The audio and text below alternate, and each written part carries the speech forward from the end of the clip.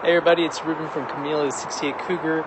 Want to give you an update. I jumped around a little bit, but today I am working on the TCI spindles, particularly Wilwood disc brakes go attached to the hubs and the spindle piece. So unfortunately the spindle I should say, that's provided, that one does not have coat on it or a paint scheme on the spindle itself, so we have to go then take it apart and paint it to seal it. Otherwise you end up getting a bunch of rust, which I'll show some videos a little bit in a second here.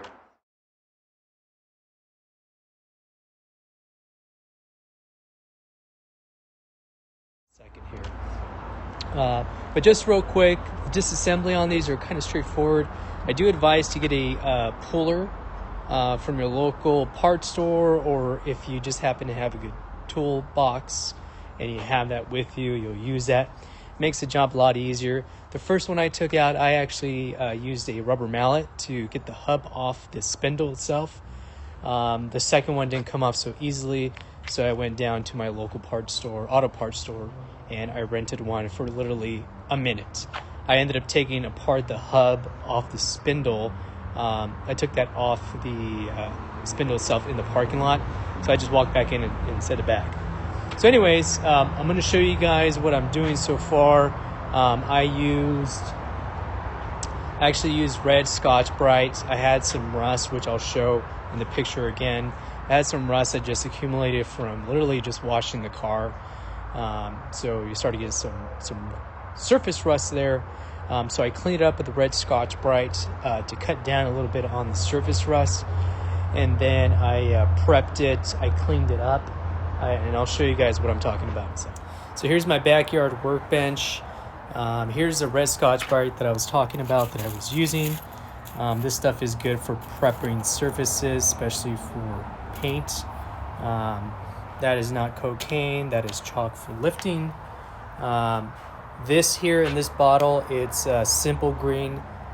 It's just used to remove all the grease or anything that's on the surface.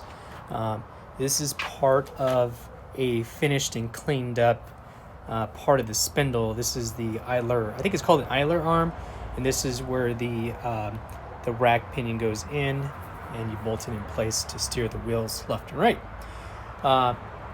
So real quick, I use simple green to clean the surfaces, and also I would use another cleaning surface. It's a window cleaner. I don't have it here right now, but I used another window cleaner on it just to make sure I got everything there. Taped off the bolts, and this is actually ready for spray. And what I actually use first as a first coat, notice that this has texture to it. I probably wasn't able to get in between the texture with this red Scotch-Brite. So what I'm doing is I'm spraying this with a rust converter. So if anything that's there still from the rust that was there previously, it would just encapsulate and not create any further issues. So this is the spindle itself. I covered up everything that was in here. There's still that red brake grease there. I left it encapsulated, masked it off, and this is after I cleaned it up, but you can see I sprayed that rust converter on there. So that really helps with encapsulating and getting in between. This rust converter does turn black as it finds rust. So this is my first coat.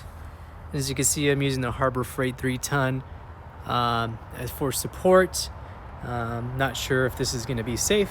As you guys know, these are recalled.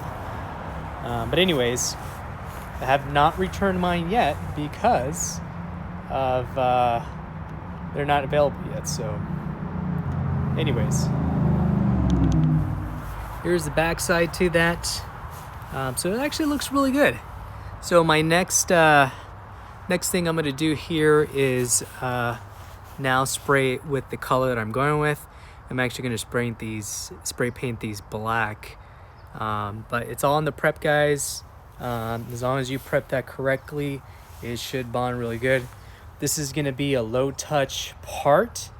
So I'm rattle canning this spindle, and again, this is a 2-inch drop spindle, but it's going to be low touch, meaning I'm literally going to bolt the arms here, and the disc brake is going to come off once in a great while, and that's pretty much it. I'm not going to do anything else to it.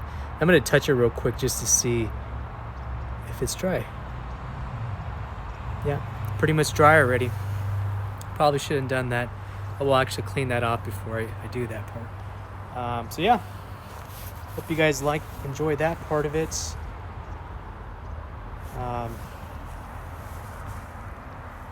We'll move on to the next phase. I'll pose another picture with this thing painted.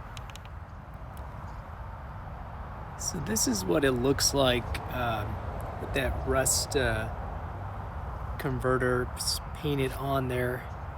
Not sure if you can really see that, but it does a really good job of getting in there pretty good. So it's really nice and coated now. All we have to do now is wait. The bottle does say, or the spray can does say 24 hours in between coats, meaning you got to let that rest for 24 hours before you actually spray the actual cover with that. But hey, looks great. Really gonna be excited to paint the black part. Show you guys that piece of it, but it should be pretty cool. Other than that, that's all I had to show you guys. The next step I'll show you guys is what it looks like after color. Again, it's just gonna be a black color. So nothing too crazy there on that part. But again, it's going to be a night and day difference between what it was before and what it is now going forward. So little side project within the project, within the project of the wheel area, if that makes any sense for anybody. But just little tidbits. Nobody likes a rusted spindle, especially when you got a nice brake system. I mean, your rest of your car is pretty sweet looking.